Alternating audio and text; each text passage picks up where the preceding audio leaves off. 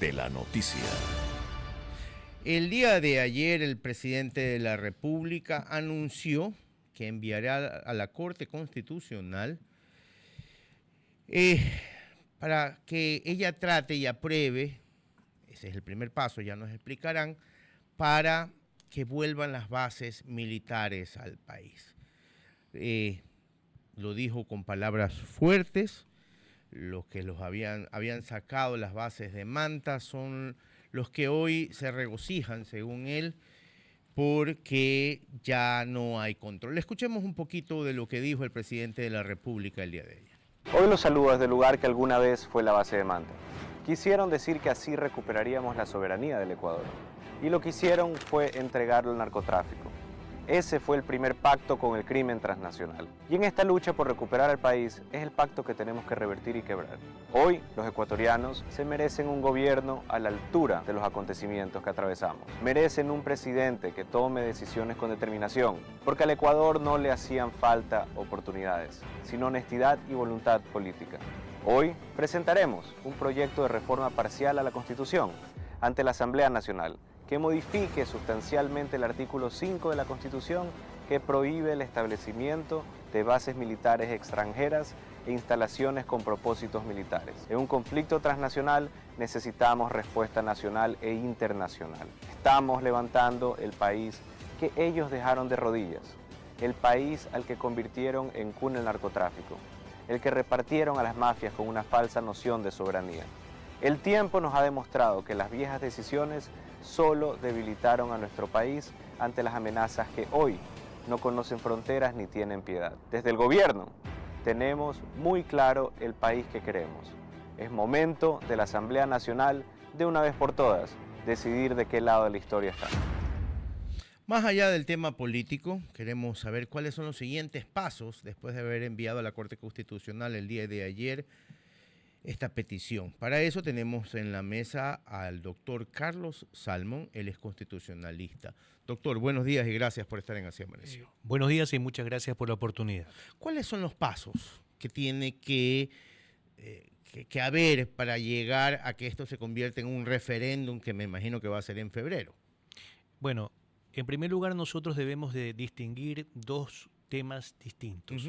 El primero es una enmienda y el segundo es una reforma. Okay. Lo esencial, lo práctico, lo realista, lo sencillo es entender que se reforma aquello que es esencial. Entonces, aquello que no es esencial es objeto de un proceso de enmienda que suele ser más sencillo, más breve, más rápido, etcétera. Pero para evitar equivocaciones y para evitar interpretaciones equivocadas, se le consulta al garante de la Constitución, que es la Corte Constitucional, al juez único y supremo de la Constitución, que es la Corte Constitucional, cuál es el mecanismo idóneo para hacer ese cambio. Y ese juez, ese órgano de interpretación única y supremo, dice, este es el camino, a fin de que el camino no sea el erróneo. En mi concepto es correcto proceder a un proceso de reforma constitucional que comenzará efectivamente con el pronunciamiento de la Corte, ratificando que el camino es el de la reforma, más no el de la enmienda. Ok, y después de eso iría a la Asamblea.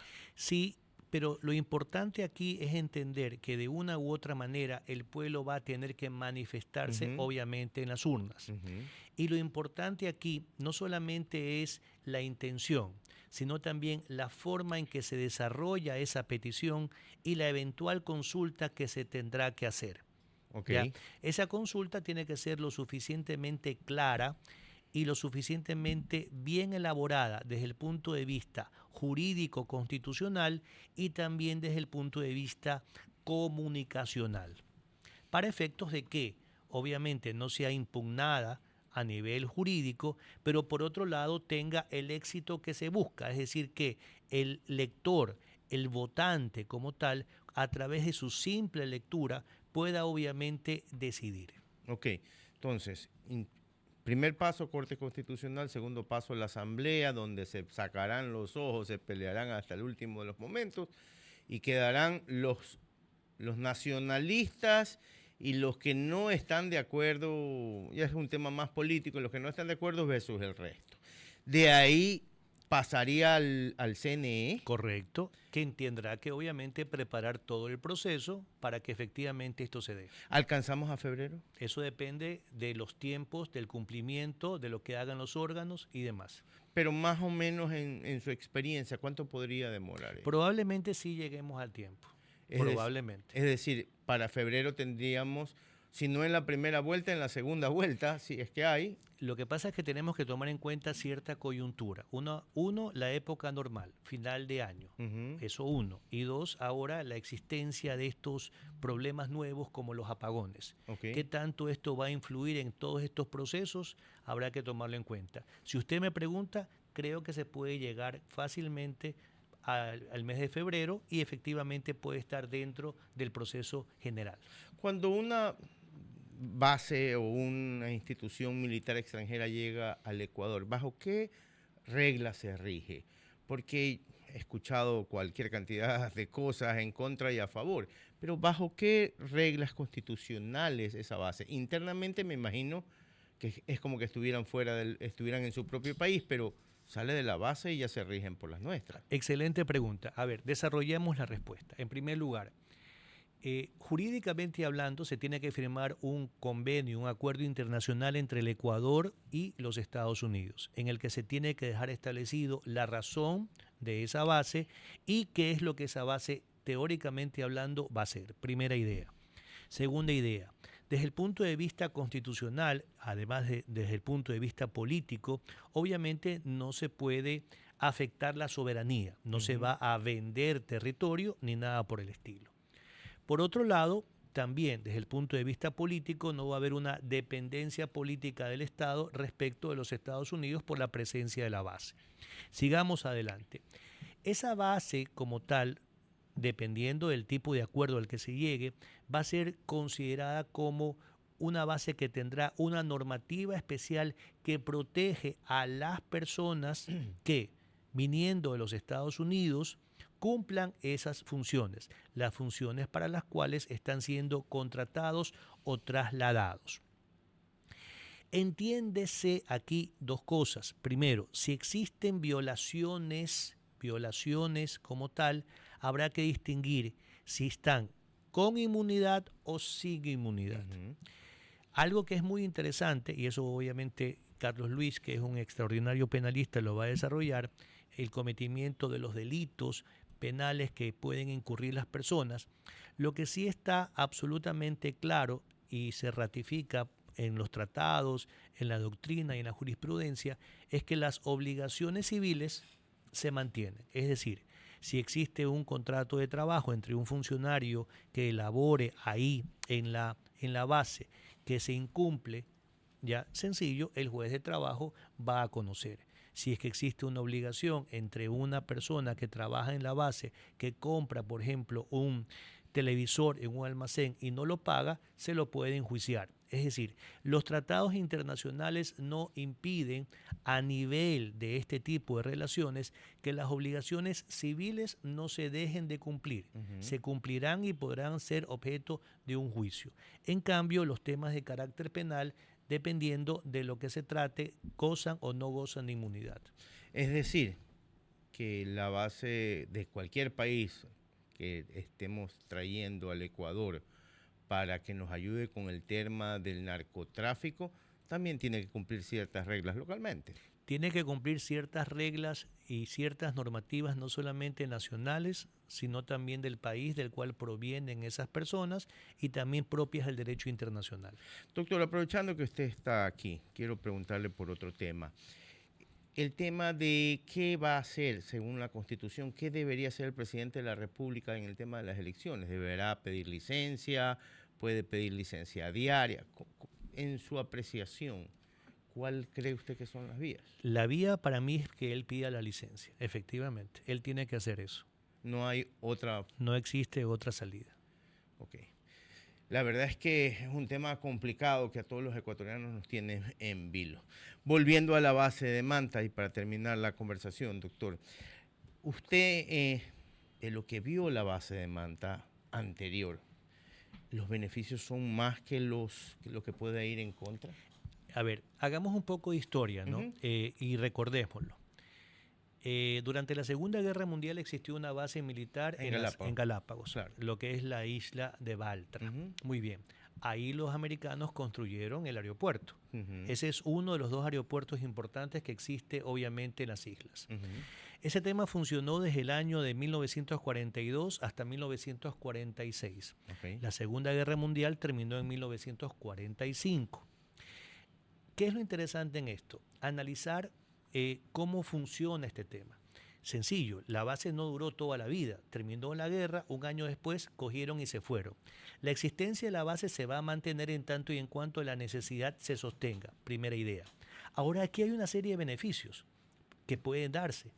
Existen bases militares, por ejemplo, en Corea del Sur, en Japón, en donde esos estados reciben dineros, regalías, precios, cánones, como usted quiera llamar, dinero económico, ¿ya? Dinero como tal. Pero también existen otro tipo de beneficios, infraestructura. ¿Por qué? Porque las personas que están en esa base tendrán que arreglar las vías, mejorar obviamente los hospitales y demás.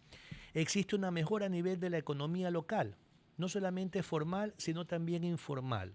Existe también la posibilidad de que esta situación nos ayude recibiendo facilidades, ventajas en préstitos internacionales. ¿Quién sabe si nosotros podremos lograr que cierta parte de la deuda externa sea efectivamente borrada, perdonada, sean capital o sean intereses? Yo creo que el conjunto de beneficios que va a traer la existencia de la base de Manta creo que es superior a los eventuales perjuicios. ¿Cuáles son los eventuales perjuicios? 1, pérdida de soberanía que no se va a dar. Segundo, dependencia política que no se va a dar. Tensión con los países que nos rodean, con los países vecinos tampoco. No le va a molestar a Colombia, no le va a molestar a Perú. Colombia ya tiene base, creo. Colombia, en América está Guantánamo en Cuba, está Colombia y nosotros seríamos tal vez la tercera. Doctor, un poco para finalizar esta conversación, ¿qué otras medidas legales deberían acompañar la decisión que tome en cierto caso la aprobación o no de incluir las bases aquí en el país?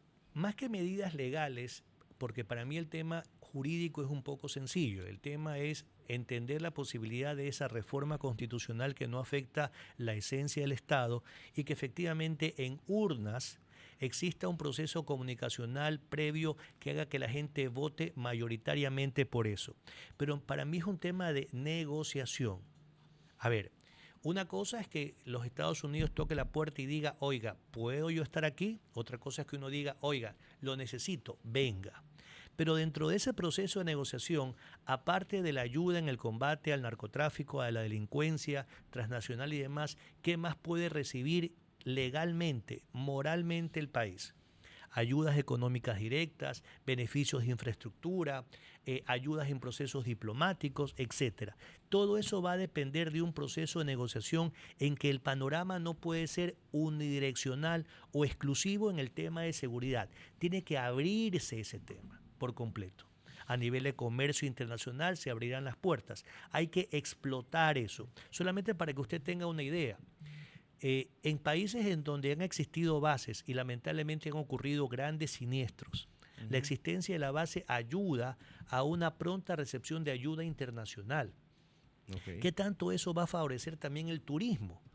El hecho de que exista la base puede brindar obviamente seguridad a turistas de los Estados Unidos y otros países para venir acá.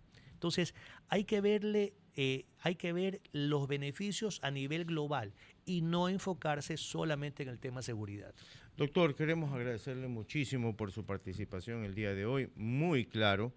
La verdad es que nos deja bastante satisfechos y hay que esperar cuánta rapidez los entes, tanto de la Corte Constitucional, la Asamblea y el CNE lo harán para ver si llegamos a febrero, para saber si votamos en este referéndum. Es muy probable que sí. Muchísimas gracias. Gracias a ustedes. Era el doctor Carlos Salmon, él es constitucionalista, hablamos sobre el tema de la base de Manta, lo que debe pasar para que llegue en febrero este referéndum para hacerlo conjuntamente con las votaciones, con las elecciones de presidente, vicepresidente y asambleístas nacionales y provinciales.